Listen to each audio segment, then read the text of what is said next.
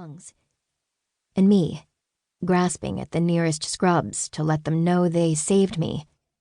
They have to keep saving me before I'm floating off again on that river. Light as a duck feather. Sometimes I wake up screaming in the light.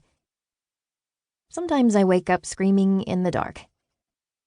Every time I open my eyes, and even when I don't, I scramble for the button to my morphine pump and cry out to Martin, the nice nurse, regardless if it's his shift. And there he is, bending over my arm with an extra dose. A rush of saliva, a sting. And I hear her again. "Martin," I whisper. "She's here. Lidia." "It's the drugs, baby," Martin tells me. "No one's here." Red Rover, Red Rover. When I was 6 years old, I could not imagine being anything but strong and fast and tough. I thought as much about my spine, twisting deep inside me, as I did about the world's economy, or my mother's day at work, which meant not at all. I wanted to play.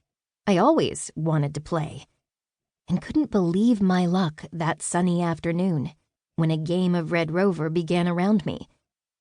Hand slapped into hand slapped into hand, forming a human chain. A chain I wasn't part of. Turning every which way, desperate for entry, there she stood, reaching out with an arm that did not end in a hand. Not knowing what to do, I did nothing, but she knew. "Take it," she said. I took it. Clutching the arm where it ended, a little way up from where a wrist would be.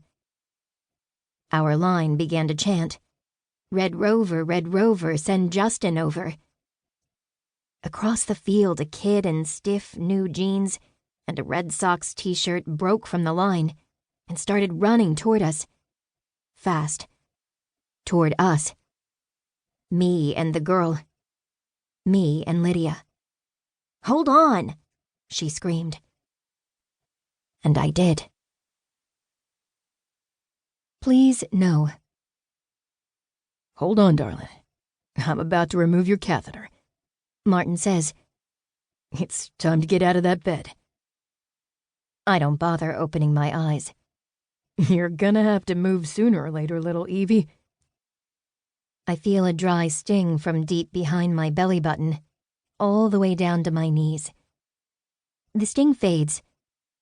I fade with it. I'm never moving. But they come. The physical terrorists. Talking, touching, positioning. "Please, please no. It hurts. Please." Moving my blankets, my gown, my limbs. "No, please, no. I can't. Stop." They don't stop.